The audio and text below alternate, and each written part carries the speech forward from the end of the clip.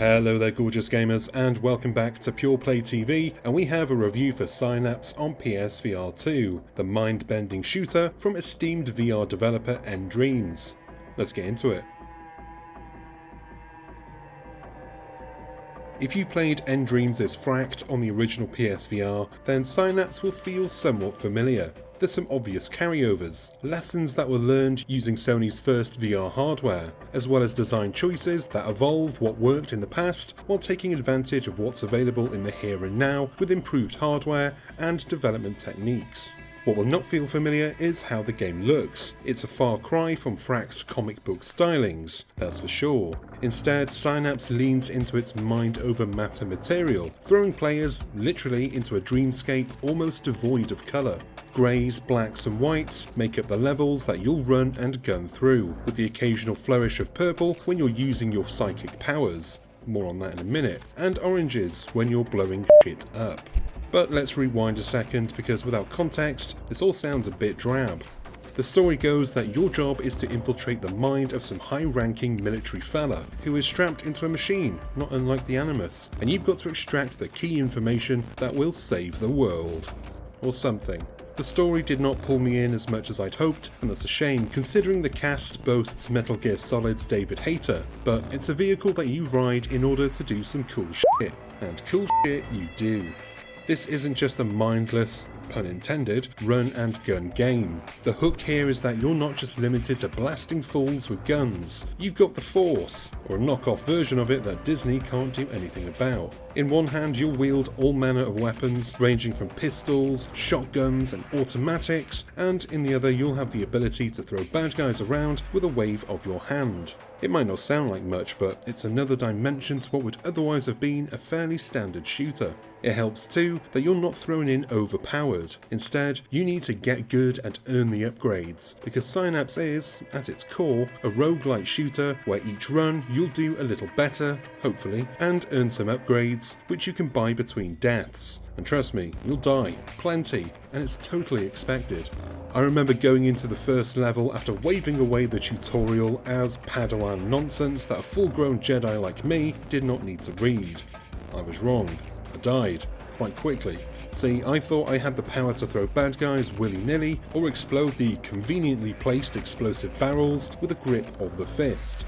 No, that comes later. You have to crawl before you can walk, and I started with a full sprint. And I didn't get too far before I was overrun and sent back to the beginning.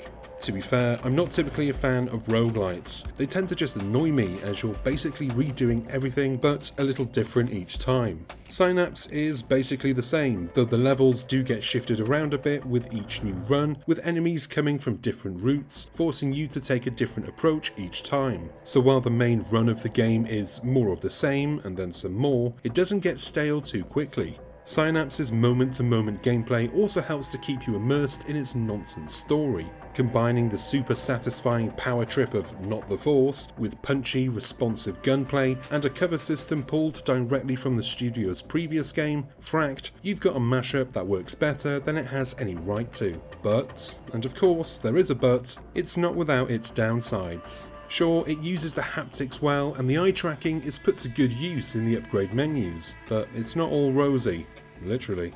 I get the idea is to give the Mind Palace that sterile look with very little in the way of colour, but my goodness, I was literally drinking in the lamplight of my living room every time I took the headset off. The game starves you of colour, giving you just a few drops every now and then if you make things go boom. I wouldn't have minded, as a nice little extra, a regular colour filter, to make going through it all again a bit more enjoyable. I also wouldn't have minded some more variety in enemy types, especially bosses to help break the levels apart and introduce a new challenge every so often. To be fair, the game does throw a boss level at you, but this is a one-off, and that chonky, hard-to-kill bad guy just becomes another grunt in subsequent levels, which kind of nullifies the achievement of beating the bastard the first time around, because that really was a challenge, and I literally hit my hanging lamp, jumping for joy once I defeated him. These are small gripes though, and while I'm left wanting for a bit more, I was still super satisfied with the package as a whole. It's not often a game can keep me going for hours at a time. nDreams has truly secured itself as one of the VR industry's leaders. But let's be honest, they already did that a long time ago. This is just nDreams showing off at this point. But I'll allow it, because what they've produced here is really one of the best PSVR 2 games, and I'm hoping a follow-up is in the works, or at least a colour filter update.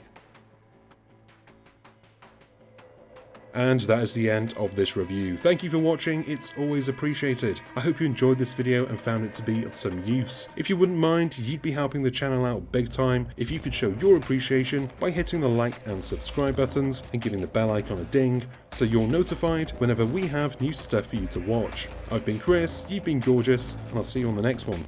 Until then, cheers my dears.